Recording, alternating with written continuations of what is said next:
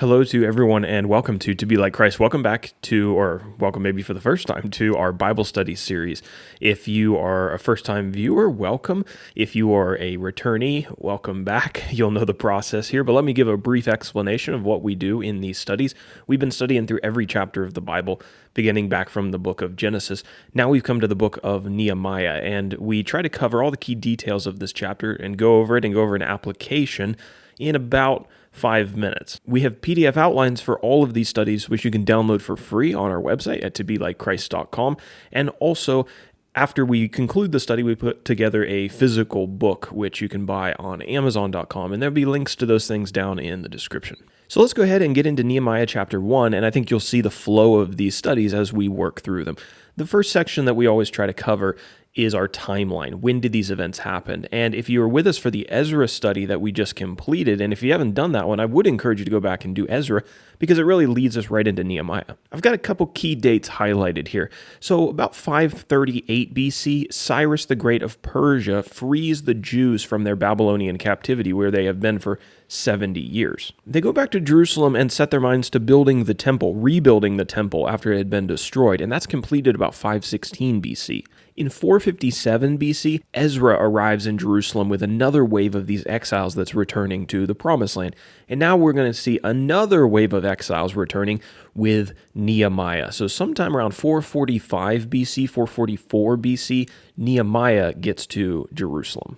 So to frame Nehemiah up in our larger story and tie him back to Ezra, he's about 13 years. He arrives in Jerusalem about 13 years after Ezra. So that's kind of where we're picking up. We've skipped a little bit of time here. And then to frame him up in the larger story of the Bible in relation to Jesus, for example, he's about 440 years before Jesus is born. Our second section is always our key historical figures, or our key characters. The first one is a group of people, the Jews. These are the descendants of the tribes of Israel who were repopulating Judah after they had been taken out of that land by the Babylonians who conquered them. They were in that captivity in Babylon for about 70 years until Cyrus, the king of Persia, conquered Babylon and released them. And they've been coming back to the Promised Land in waves. And they've spent a lot of time rebuilding the city of Jerusalem because it was totally leveled by the Babylonians when they conquered. In the book of Ezra, we saw them rebuilding the temple. Now, one of Nehemiah's first projects is going to be to rebuild the walls of Jerusalem. So Nehemiah is our second key character. The book gets its name from him, obviously. He's a descendant of the tribes of Israel, so he is a Jew, but he held a very interesting position. He actually, when we open the book, he doesn't live in Jerusalem or anywhere near there. He lives quite a ways away. He's the cupbearer to the king of Persia, who lives in Susa, which that's a good segue into our next section, our map. Where did these events take place? So Susa was the capital of the Persian Empire, and Ezra kind of came over from Babylonia. You'll see over to even more to the east, we see Susa above the Persian Gulf. So that's where our story picks up. That's where Nehemiah is living. He's going to go about 900-mile journey to the city of Jerusalem in Judah. This is the capital of Judah, and it's the location of God's temple. You'll see Jerusalem way over there by the Mediterranean Sea. Now we're going to go over to page number 2, which holds our outline section. This is where we try to break the text down into divisions and understand what we just read. Our first one is going to be the first 3 verses. This isn't a very long chapter. It only has 11 verses. So the first 3 verses are our first section, the report on the state of Jerusalem. So as we mentioned, Nehemiah lives in Susa. He's working as the cupbearer to the king of Persia. The king's name is Artaxerxes, or his title at least is Artaxerxes. And so he's just going about daily life. One day, some men from Judah came to Susa, and Nehemiah asked them about the state of Jerusalem. The Jews had been allowed to go back nearly 100 years before this.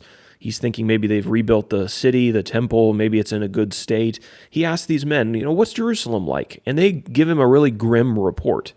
They said that the people were troubled there and shamed, and the wall of the city and the gates had all been torn down, and they hadn't been rebuilt in that 90 to 100-year rebuilding period.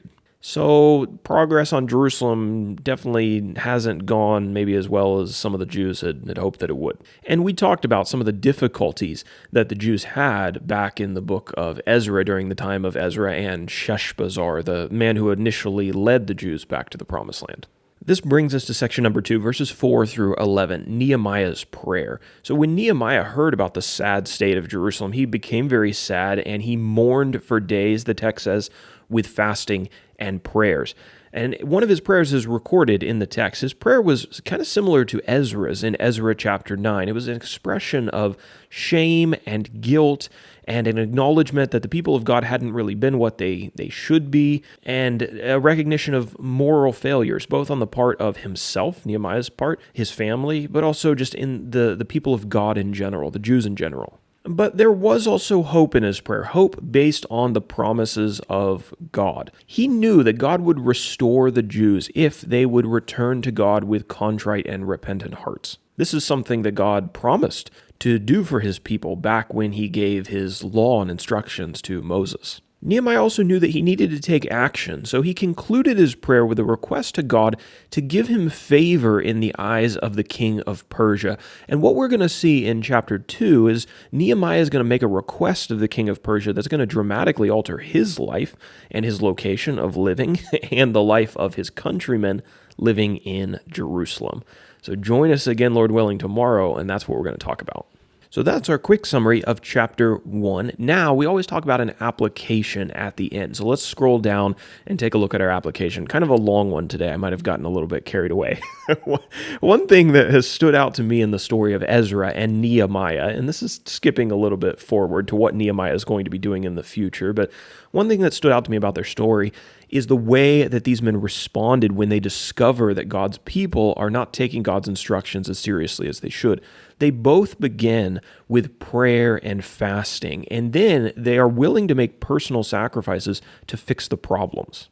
Nehemiah probably had a pretty decent life in Persia. He had a good job that was close to the king, but what we're going to see in chapter 2, spoiler, is him leaving Persia and making the 900-mile journey to go live in the rundown city of Jerusalem. And Ezra made a very similar journey, and he dedicated a lot of his personal time to improving the Jews' relationship with God.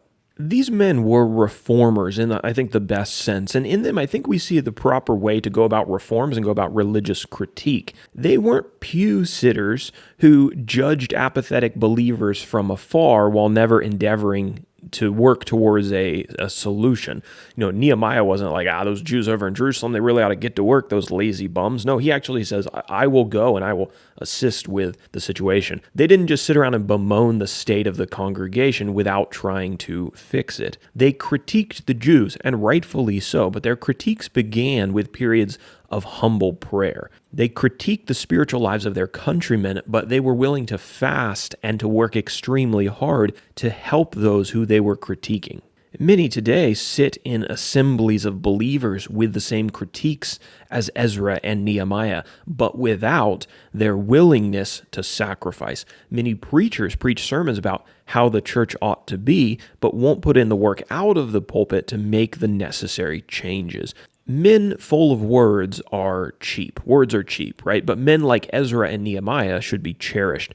They show the erring the way back to God through their humility, their prayers, their fasting, and their self-sacrifice. A true reformer is not a swollen preacher with clean hands talking at people from a pulpit. A true reformer is a man who is thin from fasting for the souls of his people, whose hands are dirty with the hard work of gospel transformation. So our prayer should be that God would help us to be more like Ezra and Nehemiah. And if we are going to critique, if we are going to talk about the way things ought to be, we need to do what they did in order to bring about those reforms, obviously with the help of God. So that's going to do it for our Nehemiah chapter 1 study.